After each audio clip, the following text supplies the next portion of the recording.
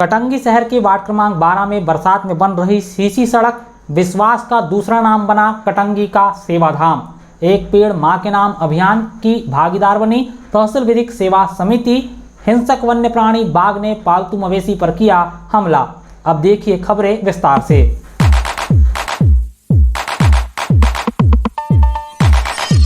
कटंगी शहर के वार्ड क्रमांक 12 में बरसात में बन रही सीसी सड़क। बड़ा सवाल, यह भ्रष्टाचार और अनियमितता नहीं तो फिर क्या है। नगर परिषद कटंगी में विकास कार्यों के नाम पर भ्रष्टाचार कोई नई बात नहीं है। यहां पदस्थ उपयंत्री राजेश चौकसी की निगरानी में होने वाले कार्यों में जमकर अनियमितताएं बरती जाती है।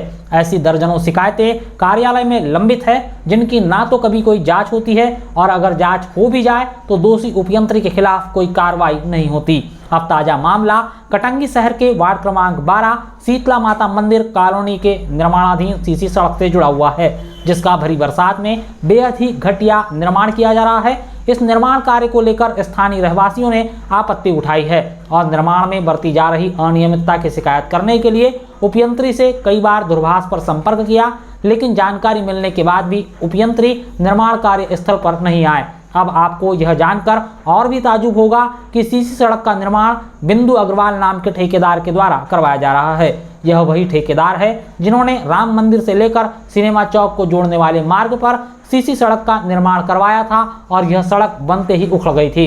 नगर परिषद ने ठेकेदार से इस सड़क को आज तक हैंड ओवर नहीं लिया है, ऐसी जानकारी मिलती है। परंतु अपनी काली करतूतों को छिपाने के लिए फिर नगर परिषद के उपयंत्री राजेश चौकसी ने इस सीसी सड़क को बीटी सड़क के लिए स्वीकृत कर दामर बिछवा दिया है। मिली जानकारी अनुसार नगर परिषद कटंगी के वार्ड क्रमांक 12 में करीब 11 लाख रुपए की लागत से सीसी सड़क का निर्माण कार्य चल रहा है। खास बात यह है कि इस वार्ड में पहले से ही सीसी सड़क बनी हुई थी। इसी सड़क के ऊपर नई सीसी सड़क बनाई जा रही है। दरअसल पुराने सीसी सड़क को पाइपलाइन का विस्तार करने के दौरान ठेकेदार ने क्षतिग्रस्त कर दिया था। ठेकेदार को ही इस सड़क की मरम्मत करवानी थी, किंतु पाइपलाइन का विस्तार करने वाले ठेकेदार ने सड़क की मरम्मत नहीं करवाई। वहीं पुरानी सड़क खराब हो चुकी है और जगह जगह जलभराव होने का हवाला देते हुए पुरानी सीसी सड़क पर ही नई सीसी सड़क स्वीकृत कर दी गई और बरसात में इसका निर्माण करवाया जा रहा है। अक्सर विवादों में घिरे रहने वाले उपयंत्री राजेश चौकसी की निगरानी में ही सीसी रोड का निर्माण करवाया जा रहा है, परंतु वह ना तो निगरानी कर रहे हैं और ना ही वार्डवासियों की शिकायत पर निर्माण कार्य स्थल पर पहुंचकर कार्य की गुणवत्ता की जांच कर रहे हैं। ठेकेदार नगर परिषद की आंखों में धूल झोंकने का काम कर रहा है और उपयंत्री राजेश चौक से ठेकेदार को संरक्षण दे रहे हैं। बरसते पानी में सड़क निर्माण का काम हो रहा है। सड़क को ढकने की व्यवस्था नहीं होने से बारिश से सीमेंट बह रहा है। वहीं तय मापदंड के मुताबिक भी निर्माण नहीं हो रहा है। इतना ही नहीं, एस्टीमेट के हिसाब से निर्धारित मात्रा में सीमेंट और कंक्रीट नहीं मिलाए जाने की भी चर्चा है, जिससे सड़क की गुणवत्ता से खिलवाड़ किया जा रहा है। कार्य में बरती जा रही लापरवाही के बारे में चर्चा करने के लिए मुख्य नगरपालिका अधिकारी रवि प्रकाश श्रीवास्तव और उपयंत्री राजेश चौकसी से दूरभाष पर संपर्क किया गया, लेकिन एक अधिकारी और कर्मचारी ने संभवतः फोन रिसीव करना उचित नहीं समझा।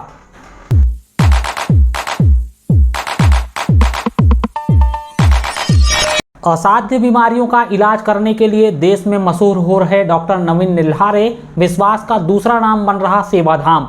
असाध्य और गंभीर बीमारियों का नाम सुनते ही और इन बीमारियों का उपचार कराने के लिए आपके जहन में सबसे पहले महानगरों और फिर वहां के महंगे अस्पतालों का नाम आता है। फिर यहाँ की महंगी फीस और मोटा खर्च सुनते ही होश भी उड़ जाते हैं। आमतौर पर यह सभी वर्ग के साथ होता है।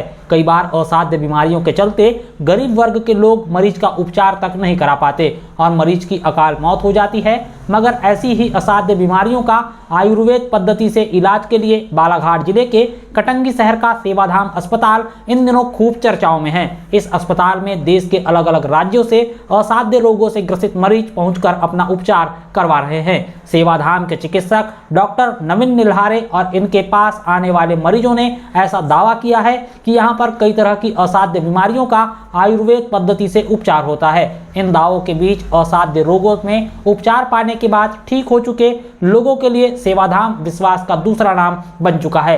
इन दिनों सेवाधाम के चिकित्सक डॉक्टर नवीन निल्हारे की हर जगह जमकर चर्चा हो रही है। वजह असाध्य रोग से ग्रसित एक मरीज ने डॉक्टर निल्हारे को एक कार उपहार में भेंट कर दी है। जिस व्यक्ति ने डॉक्टर निल्हारे को कार उपहार में दी है वह महाराष्ट्र की उपराजधानी नागपुर का निवासी है। डॉक्टर लिल्हारे बताते हैं कि मरीज का लीवर यानी यकृत 100% खराब हो चुका था और नागपुर के चिकित्सकों ने प्रत्यारोपण ही एकमात्र उपाय बताया था। लेकिन जब वह मरीज कटंगी अस्पताल पहुंचा तो आयुर्वेद पद्धति से उनका उपचार किया गया। मरीज अब पूरी तरह से स्वस्थ हो चुका है। महंगे इलाज से बचाकर एक नया जीवन मिलने पर मरीज ने चिकित्सक को कार उपहार में दी है। हमारे यहाँ सेवाधाम में अभी फिलहाल सभी बीमारियों का इलाज हो रहा है। जो बड़ी बीमारियाँ हैं, कुछ असाध्य बीमारियाँ जिसमें सर्जरी की आवश्यकता पड़ रही है या ट्रांसप्लांट की हो रही है, इन सभी चीज़ों को हम दवाओं के माध्यम से, आयुर्वेदिक दवाओं से ठीक कर देते हैं। कैंसर का भी बहुत अच्छा इलाज चल रहा है हमारे यहाँ, किडनी फेलियर का इलाज चल रहा है, हार्ट ब्लॉकेज हम लोग निकालते हैं और लीवर ट्रांसप्लांट है, ये किसी भी स्टेज में ख़राब हो चुका है उसको हम दवाओं के माध्यम से ठीक कर देते हैं। तो यही सब इलाज चल रहा है। उसके लिए देश विदेश, पूरे देश से, हर कोने से लोग आ रहे हैं अपने। पैरालिसिस का हमारे यहाँ निःशुल्क इलाज होता है, पुराने से पुराने पैरालिसिस का। तो ये सेवा के रूप में हम 6-7 सालों से कर रहे हैं। और फिलहाल सभी बीमारियाँ, वात से जुड़ी मानसिक बीमारियाँ, बड़ी बीमारियाँ, असाध्य बीमारियाँ, सभी का इलाज हो रहा है। उनका लीवर पूरा फेल हो गया था, 100% डैमेज हो गया था, ट्रांसप्लांट की स्थिति में था वो व्यक्ति, शरीर में पूरा मतलब असाध्य हो चुका था। तो डॉक्टर ने ट्रांसप्लांट के लिए बोला था, तो किसी ने एड्रेस दिया यहाँ का, हमारे पुराने पेशेंट पर, तो वो आए, उनको 2 महीने में हमने पूरा लीवर उनका रिपोर्ट के सहित नया बना के दे दिया। तो उस व्यक्ति ने, पेशेंट ने खुश होकर हमें वो गाड़ी गिफ्ट कर दी। डॉक्टर नवीन लिल्हारे दावा करते हैं कि उनके अस्पताल में ऐसी बीमारियां जिसमें सर्जरी या प्रत्यारोपण की आवश्यकता पड़ रही है, उनका आयुर्वेद पद्धति से इलाज किया जा रहा है। अभी cancer, liver, kidney infection, heart blockage जैसी कई असाध्य बीमारियों का उपचार किया जाता है, जिससे मरीजों को स्वास्थ्य लाभ मिला है और कई मरीज ठीक हुए हैं। देश के अलग अलग राज्यों से मरीज अस्पताल आ रहे हैं जिन्हें उपचार के बाद फायदा मिला है। अस्पताल में पुराने से पुराने लकवा बीमारी और 5 वर्ष से छोटी उम्र के बच्चों का निःशुल्क उपचार किया जा सकता है। चिकित्सक के इस दावे की पुष्टि गोंदिया से आए महेश कुमार मेठी ने भी की है। उन्होंने बताया कि उनके घुटनों में करीब 12 वर्षों से पुराना दर्द था। सेवाधाम उपचार करवाने के बाद राहत मिली है। उन्होंने कहा कि प्राइवेट अस्पतालों में महंगा इलाज और दवाइयां होती है, किंतु आयुर्वेद में इससे इलाज सस्ता और टिकाऊ है। सेवाधाम का पता गोंदिया में हमारे क्लिनिक द्वारा पता मुझे लगा था और उन्होंने जानकारी दी कि ये असाध्य रोगों का इलाज करते हैं।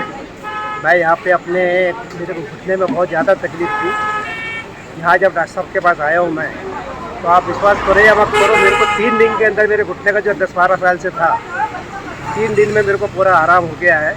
उसके अच्छा डॉक्टर साहब से मेरे बहुत अच्छे संबंध हुए हैं और आज डॉक्टर साहब मेरे कई लोगों को, मैंने अपने रिश्तेदारों को, अपने मित्रों को, चिंतकों को यहाँ भेजा हूँ और सभी बहुत ही ज़्यादा मैंने इनके दवाई के द्वारा सबको आराम हो रहा है।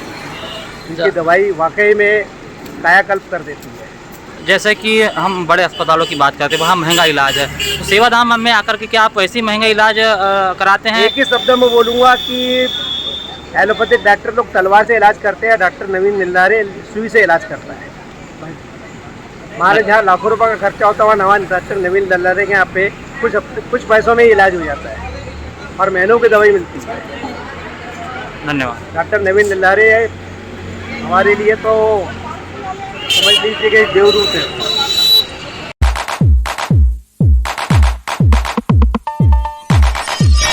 एक पेड़ मां के नाम अभियान की भागीदार बनी तहसील विधिक सेवा समिति। न्यायाधीशों ने किया पौधारोपण, विद्यार्थियों को बताया मां का महत्व। पर्यावरण के बढ़ते प्रदूषण के कारण आज अधिक से अधिक पेड़ पौधों की आवश्यकता है। इसके साथ ही वर्तमान समय में उचित मानव स्वास्थ्य, मरुस्थल के विस्तार को रोकने के लिए पौधारोपण करना अति आवश्यक हो गया है, जिसे ध्यान में रखते हुए मध्य प्रदेश राज्य विधिक सेवा प्राधिकरण जबलपुर के निर्देशानुसार पंचज अभियान के अंतर्गत विश्व पर्यावरण दिवस से स्वतंत्रता दिवस तक 72 दिवसीय प्रदेश व्यापी पौधारोपण विशेष अभियान आयोजित किया गया है। प्रधान जिला एवं सत्र न्यायाधीश, अध्यक्ष जिला विधिक सेवा प्राधिकरण बालाघाट माननीय दिनेश चंद्र थपलियाल और माननीय सुरेंद्र सिंह गुर्जर के निर्देशन पर तहसील विधिक सेवा समिति कटंगी ने शहर के एक निजी स्कूल में पौधारोपण किया। माननीय व्यवहार न्यायालय कटंगी के न्यायाधीशों ने पंचज और एक पेड़ मां के नाम अभियान के तहत शनिवार को विवेक ज्योति स्कूल में पौधारोपण किया। माननीय न्यायाधीश सुश्री सुधा पांडे और माननीय न्यायाधीश नेहा ठाकुर ने बच्चों के साथ स्कूल परिसर में छायादार और फलदार पौधे रोपित किए। इस मौके पर स्कूल स्टाफ और न्यायालय के कर्मचारीगण मौजूद रहे।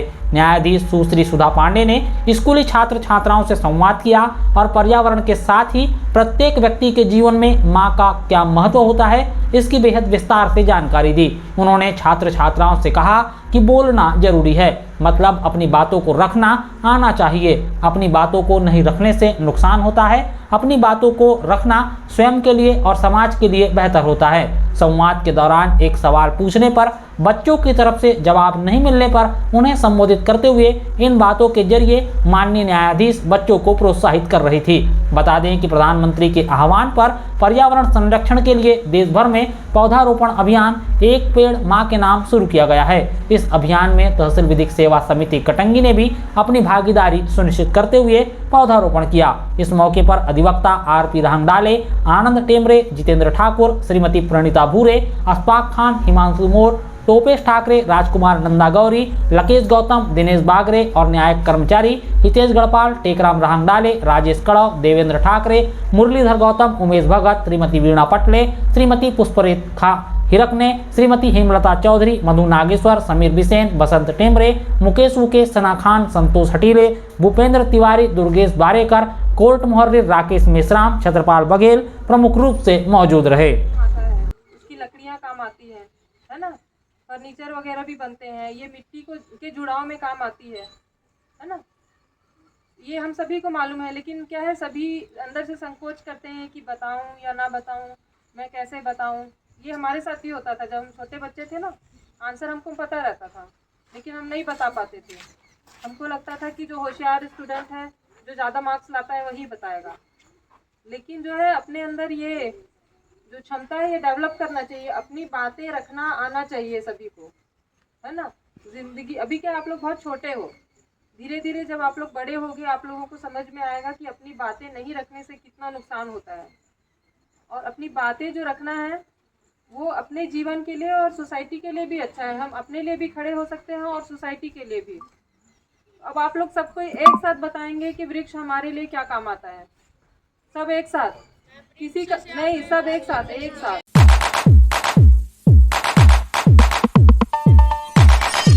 ढिमरू रीट में हिंसक वन्य प्राणी बाघ ने पालतू मवेशी पर किया हमला, मवेशी घायल, पशु मालिकों में दहशत का माहौल।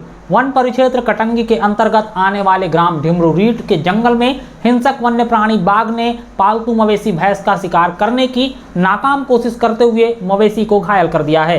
घटना शनिवार 13 जुलाई की दोपहर की बताई जा रही है। मिली जानकारी अनुसार ढिमरू रीट निवासी शकुंतला चैनलाल नवरेती की पालतू मवेशी भैंस को उनके देवर संत कुमार नवरेती जंगल में अन्य मवेशियों के साथ चराने के लिए लेकर गए हुए थे, जहां हिंसक वन्य प्राणी बाघ ने पालतू मवेशी भैंस पर अचानक से हमला कर दिया। इस दौरान अन्य मवेशियों ने जमकर शोर मचाना शुरू किया। मवेशियों का शोर सुनकर जंगल में मवेशी चरा रहे संत कुमार नवरेती मवेशियों की तरफ पहुंचे, जिन्होंने बाघ को हमला करते हुए देखा और शोर मचाया। इंसानों की चहलकदमी और शोर को सुनकर बाघ जंगल की ओर भाग गया। बता दें कि इसके पूर्व भी कई बार वन्य प्राणी बाघ पालतू मवेशियों पर हमला कर चुका है। मवेशी मालिक महिला ने बताया कि भैंस की अनुमानित कीमत 60,000 रुपए के आसपास है। इस घटना के बाद पीड़ित महिला की ओर से वन विभाग को भी सूचना दी गई, लेकिन विभाग का कोई जिम्मेदार कर्मचारी मौके पर नहीं पहुंचा। चौकीदार टामलाल पंद्रे ने विभाग को इसकी सूचना दी है।